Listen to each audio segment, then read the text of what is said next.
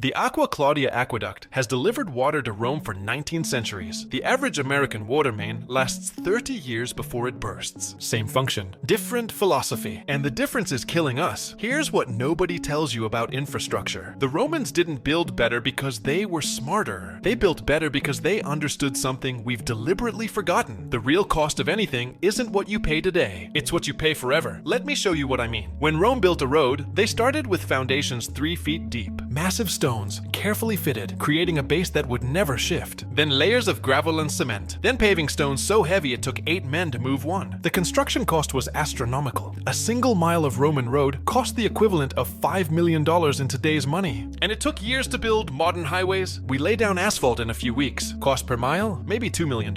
Sounds like a bargain, right? Except, here's what the accountants don't tell you. That Roman road needed almost no maintenance for 500 years. Our highways need repaving every 7 years. So let's do the math. Over 5 centuries, that $2 million highway costs you $140 million in constant repairs. The $5 million Roman road costs $5 million, period. This isn't speculation. This is accounting. Lifecycle cost accounting. And the Romans were obsessed with it. They had a word for it. Summa perpetua, the eternal sum. Every major construction project required calculations showing not just building costs, but maintenance costs, replacement costs, opportunity costs over centuries. We found tablets in Pompeii showing engineers calculating the life cycle costs of different aqueduct materials over 300-year periods. 300 years. Our infrastructure planning barely looks 30 years ahead. But here's where it gets interesting. The Romans didn't do this because they were noble or visionary. They did it because their accounting system forced them to. Roman public works were funded through specific taxes that had to show return on investment. If you proposed an aqueduct, you had to prove it would increase tax revenue enough to justify the cost over its entire lifetime. You couldn't hide maintenance costs in future budgets. You couldn't pass the bill to the next generation. The full life cycle cost had to be funded up front. So Roman engineers became experts at minimizing total life cycle costs. They discovered that volcanic ash mixed with lime created concrete that actually got stronger over time. More expensive initially, but zero replacement costs forever. They learned that massive stone foundations eliminated settling and cracking. Higher upfront labor costs, but no repair costs for centuries. They figured out that standardized designs across the empire meant bulk purchasing, trained workers everywhere, and replacement parts that would fit 200 years later. Every decision was optimization for eternity, not optimization for this fiscal year. And it worked. The Cloaca Maxima, Rome's main sewer, was built in 600 BC. It still functions today. 2,600 years of continuous operation. That's not a miracle of ancient engineering. That's lifecycle cost accounting, working exactly as designed. Now look at modern infrastructure accounting. We use something called cash accounting. It only counts money actually spent this year. A bridge that costs $100 million to build shows up as $100 million